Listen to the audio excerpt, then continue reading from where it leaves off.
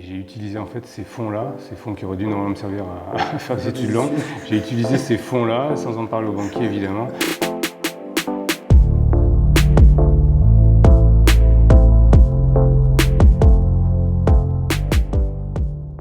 L'école peut être un frein, je pense, en ce sens que l'école peut imposer un moule sur des talents qui du coup vont jamais arriver à dépasser un cadre en fait qui leur a été inculqué dès le départ et après dont ils auront beaucoup de difficultés à s'affranchir. C'est vrai que quand tu t'es construit tout seul, tu n'as pas de cadre à dépasser, tu n'as pas d'appréhension liée à une hiérarchie que tu dois convaincre ou que tu dois dépasser ou supplanter ou abattre. Voilà, enfin, le fait de ne pas avoir de background comme ça scolaire en fait fait de toi plus, j'aime bien cette image du petit archer mongol sur son cheval avec son arc et puis il est tout seul et puis voilà il se faufile et puis il va décocher sa flèche quand il le sent. C'est une en fait, ma position d'entrepreneur, elle est très individualiste et elle est très opportuniste finalement. L'entrepreneur, au sens où moi je l'entends et je le vis, c'est vraiment un individu qui va prendre ses décisions en fonction de son instinct, en fonction de son ressenti et qui fonctionnera beaucoup moins en vertu de sa hiérarchie ou sous une forme collégiale de réflexion. C'est-à-dire que très souvent c'est associé quand même à une forme d'indépendance et de quasi-solitude, mais au-delà de ça, même si les décisions elles peuvent se prendre à plusieurs, c'est toujours une décision en fait qui va être basée sur le ressenti et pas forcément sur des critères convenus, issus pour le coup de formation scolaire, de ranking, d'évaluation. Moi j'ai été capable de diriger un grand nombre d'entreprises sans savoir lire un bilan, sans savoir faire d'analyse financière, simplement en me positionnant au gré de mon ressenti, plus d'un point de vue sociétal, en me disant voilà, la société évolue dans tel ou tel sens, les aspirations des gens vont plutôt aller dans ce sens-là, et toutes mes décisions en fait de création ou de cession d'entreprise, d'investissement ou de désinvestissement, elles se sont toujours imposées à moi sans trop que je mène une réflexion stratégique en me disant bon alors maintenant je vais commencer à réfléchir sur qu'est-ce que je vais faire, dans quoi je vais me positionner. Non, c'est un petit peu comme si le matin tu te réveillais et puis tu disais tiens non ça là le vin je le sens moins bien, on va peut-être alléger un petit peu et puis se repositionner sur quelque chose d'autre. Quand j'ai pris les décisions de vendre en fait mes entreprises, ces décisions-là sont apparues à moi, je ne sais pas trop comment, mais à partir de là, je me suis désengagé. C'est une compréhension de son environnement, parce que est-ce que ça peut être aussi à double tranchant un peu cette manière de voir les choses, dans le sens où si l'intuition elle est mauvaise, ouais, on peut complètement se planter. Ah, certainement. Je pense que c'est les limites en fait du système, c'est le fait qu'il n'y a pas forcément en fait de contrepartie, il n'y a pas forcément de justification financière, concrète, historique, statistique sur mon ressenti, et il peut probablement conduire des mauvais choix, à des mauvaises prises de décision. Ça, Est-ce qu'il y a une part de chance dans la réussite? Je pense qu'il y a une part de chance. La majorité de mes investissements ont été des réussites et je pense qu'il y a eu une part de chance dans tout ça.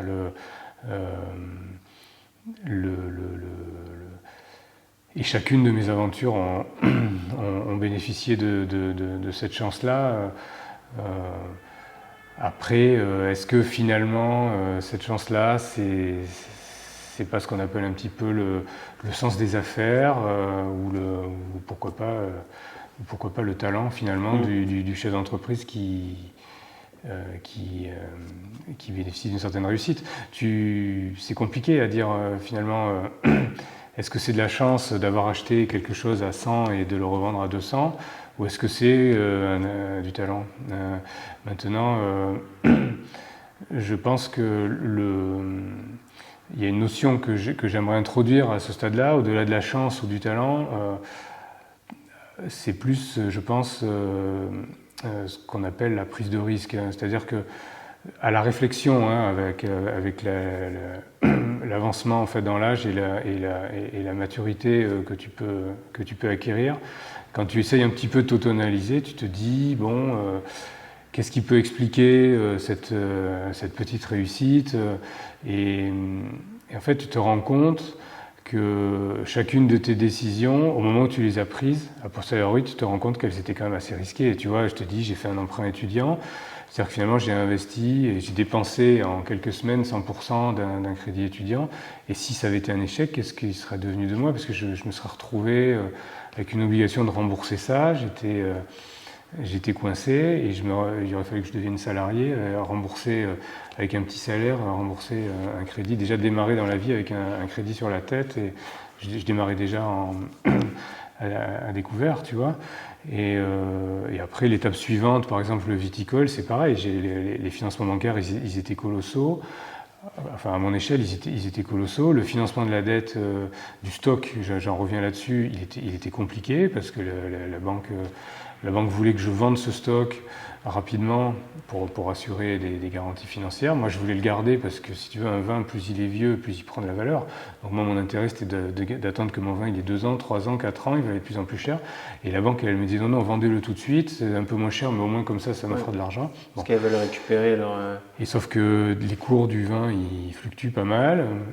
Voilà, on sortait d'une très grosse crise. Quand j'ai acheté cette propriété, il y avait eu une très grosse crise dans le vignoble bordelais. Donc il y avait eu une gelée terrible qui avait détruit les 3/4 des récoltes et beaucoup de domaines étaient en difficulté. Voilà, bon, au bout de quelques années, en fait, il y a eu une forte reprise de l'activité viticole et mon stock, en fait, a pris énormément en valeur et donc j'ai commencé à gagner de l'argent parce que j'avais réussi à constituer ce stock et à le garder. Alors, est-ce que c'est de la chance? Oui, obligatoirement, parce que des cours qui montent comme ça, c'est pas moi qui les ai fait monter, donc j'ai eu la chance qu'ils montent. Par contre, là où je me dis que c'est pas de la chance, c'est ce qui n'est pas de la chance, mais ce qui est une réelle prise de risque, c'est que par contre, j'ai insisté, j'ai tout fait pour garder ce stock et prendre le maximum de risques pour le financer. Et c'est ça qui m'a permis de bénéficier après une certaine réussite. Et dans les étapes suivantes de mon parcours d'entrepreneur, à chaque fois, ça a été ça. C'était cette aptitude, en fait, quelque part, à faire tapis, tu vois, à remettre tout ce que j'avais gagné dans l'informatique, je l'ai remis dans le viticole. C'est-à-dire que si je m'étais cassé la figure dans le viticole, je perdais tout. Zéro. Voilà.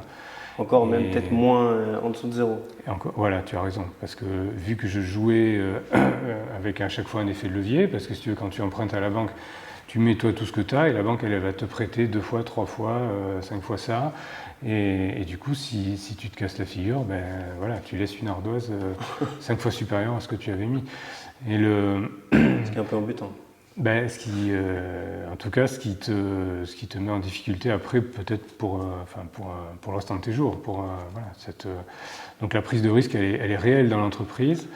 Et j'ai renouvelé en fait ce fonctionnement sur toutes les étapes successives. Donc à chaque fois, tu vois, j'ai refait en fait un effet de levier. J'ai remis quand j'ai en 2000, donc en 2002, j'ai revendu donc le domaine viticole. Donc tu vois, je l'avais acheté en 94, donc c'est pareil, c'est 8 ans après, à peu près pareil que l'informatique.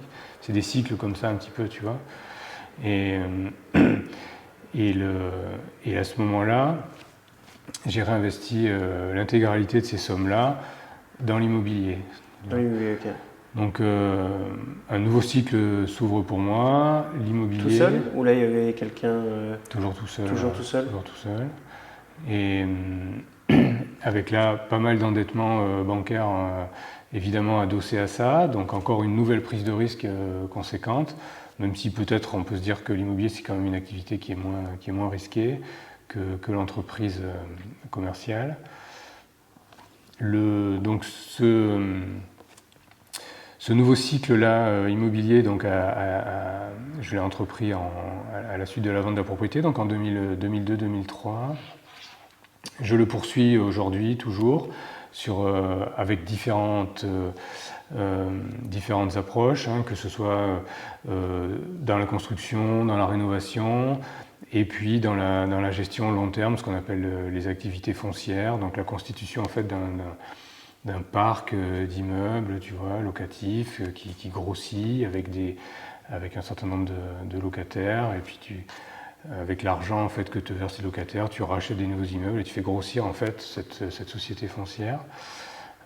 Voilà, donc ça c'est quelque chose qui perdure encore aujourd'hui. Et en parallèle de ça, donc 3 ans après avoir commencé l'activité d'investisseur immobilier, en 2006, donc j'ai également commencé à m'intéresser à l'investissement dans l'entreprise, donc sous différentes formes là encore, que ce soit dans le capital risque sur des jeunes pousses, des jeunes entreprises, dans le capital transmission, donc plus dans ce qu'on appelle les LBO, tu vois, les transmissions d'entreprises, plus par des entrepreneurs qui arrivent à l'âge de la retraite ou en tout cas qui veulent céder leur entreprise. Et un petit peu également par le crowdfunding, un petit peu par le biais de fonds régionaux, de financement d'entreprises locales. C'est quelle partie qui t'intéresse le plus, toi, personnellement? En tout cas, tu prends le plus de plaisir? Le financement, évidemment, le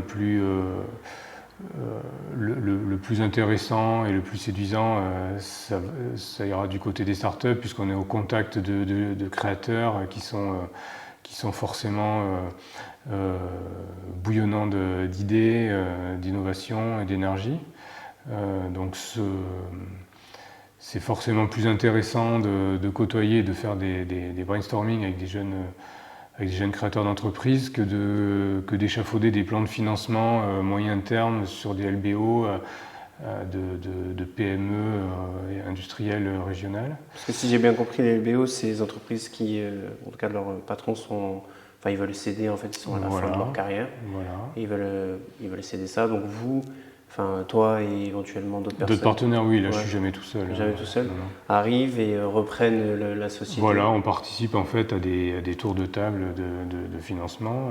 On est toujours minoritaire dans ces cas-là. On accompagne en fait des repreneurs qui vont reprendre cette société. Donc en général, on se positionne de manière temporaire. On les accompagne pendant quelques années. Et du coup, là, on cible une entreprise ou alors on cible un repreneur? Les deux, en général, c'est plutôt des dossiers qui te sont apportés, tu vois, clé en main. C'est-à-dire que c'est plutôt un repreneur en fait qui va venir te demander de l'accompagner pour boucler son financement. Il a déjà trouvé quelques financiers, il a éventuellement trouvé un partenaire bancaire, mais qui lui demande d'avoir quand même suffisamment de fonds propres pour boucler son tour de table, et à ce moment-là, il vient te présenter un dossier. Donc, ok. Voilà. Donc c'est comme ça. Et sur l'immobilier, on va revenir juste sur l'immobilier. T'expliquais il y avait trois moyens d'investir. C'est quoi celle qui t'intéresse le plus, en tout cas celle où tu prends le plus de plaisir? Le plus de plaisir, c'est celle que j'ai citée en troisième, donc c'est la société foncière en fait. Au-delà des activités de promotion, c'est-à-dire de construction, revente, en fait je me rends compte que j'ai plus une appétence vraiment pour l'activité de la foncière, c'est-à-dire cette notion, tu vois, de constituer un capital et de faire grossir une entreprise avec ces recettes qui tombent là comme ça, ces loyers qui te permettent en fait de réinvestir dans des biens qui sont séduisants. Et ce que j'aime particulièrement en fait dans cette activité immobilière, et ce qu'à mon avis peu de gens ont identifié, parce que quand on peut voir l'immobilier en fait de loin, ou tel que la plupart des particuliers l'abordent, en général l'immobilier c'est plutôt un investissement de bon père de famille pour sa retraite. Voilà, on va acheter un appartement, une maison ou un deuxième appartement. Moi, ce que j'aime dans l'immobilier, et c'est pour ça que mes investissements sont principalement dans l'immobilier d'entreprise, c'est qu'en fait, on peut y mettre une touche je dirais presque de sociologie. C'est-à-dire qu'il faut que tu t'intéresses à comment fonctionne une ville, comment elle va grossir, comment elle va se transformer, et identifier les besoins des acteurs locaux. Et c'est là que tu peux arriver à tirer ton épingle du jeu, parce qu'en te disant, tiens, voilà, ce quartier-là qui est un peu en déshérence, mais qui est particulièrement bien placé, parce que ça va se développer d'une manière ou d'une autre. Il va y avoir l'arrivée d'un métro, d'un tramway, il va y avoir de nouvelles dessertes, ou il va y avoir une ZAC. Et tu peux en fait arriver à mettre dans cet immobilier qui est vraiment un univers très ancien, très, très codifié, très, très lent, c'est des cycles très lents, c'est très capitalistique. Finalement, tu peux arriver à mettre, tu vois, je te disais de la sociologie, parce qu'en fait, on te parle de gentrification de quartier, tu vois, tu peux te dire ça c'est un quartier où les gens vont avoir envie de venir vivre, même si les maisons sont moins belles, mais en fait il y a des espaces qui sont fichus différemment, avec des grands volumes, et ça va intéresser peut-être, je sais pas, des artistes, où il y aura plus des activités pour faire du sport, ou tu vois. L'urbanisme en fait conditionne la façon de vivre dans une ville. Donc si tu as des espaces avec des quartiers avec des grands espaces, ben finalement tu vas avoir un mode d'occuper cet espace un peu différent, une façon un peu différente de les occuper. Et voilà, et c'est ce qui m'intéresse en fait dans l'immobilier, c'est d'essayer d'être un petit peu plus malin que mes compétiteurs, en me disant tiens voilà, à cet endroit-là, ben c'est peut-être là qu'il y a un supermarché qui pourra venir s'installer, ou cette zone commerciale qui est un peu moribonde, il faut peut-être pas l'enterrer trop vite, elle va peut-être avoir une seconde jeunesse avec ce qui se prépare à côté, ou à contrario, cette nouvelle zone vantée par les pouvoirs publics, voilà, avec une zone franche et puis des nouveaux quartiers, non, moi justement je la sens pas, parce que la vie, je pense qu'elle prendra pas à cet endroit-là, parce le quartier est mal fichu, le quartier est pas, à mon avis, matche pas avec ce qu'il faut pour que ça soit attractif. Et donc j'aime bien en fait orienter mes choix d'investissement avec, encore une fois, mes points de vue sur la société et sur le monde. Voilà. On rejoint un peu ce qu'on disait tout à l'heure, c'est un peu cette compréhension de l'environnement qui rentre en jeu en fait dans ce genre d'investissement. C'est ça. Qui est quand même essentiel aussi pour comprendre en fait. Voilà, tu vois, l'investisseur, il doit choisir en fait avec son ressenti, avec son intelligence, avec son cœur, et je pense qu'il faut apprendre à se faire confiance, à se dire écoute, jusqu'à présent tout ce que j'ai fait ça a bien marché. Il y a probablement une grosse part de chance, mais il y a quelque part, il y a forcément du talent, et donc si je le sens, il y a quand même une forte probabilité pour que ça marche, donc vas-y, fonce. Et à partir de là, n'oublie pas cette règle numéro 1, c'est qu'il ne faut pas avoir peur de prendre des risques. Donc allez, tu mises tout, si tu le sens, il faut y aller, et tu fonces, et tu y vas, et comme ça tu vas être plus rapide que les autres, tu vas passer avant, et tu vas gagner. C'est intéressant, parce que tout à l'heure tu as utilisé le terme compétiteur, plus rapide que les autres, c'est une chose qui te stimule. C'est une espèce de compétition un peu, pas néfaste, hein, mais une compétition avec tous tes compères dans un même domaine, mais pour essayer de... L'entreprise, c'est un univers qui est particulièrement compétitif, c'est-à-dire que t'as pas de notion de... Enfin, je veux dire, il y a qu'un gagnant, tu vois. Donc c'est winner takes all. Quand tu es deux sur un projet, il y en a qu'un qui va l'emporter, quoi. Donc ce ressenti-là, je l'ai toujours eu, quoi. C'est-à-dire que j'ai toujours eu l'esprit de compétition pour faire quelque chose.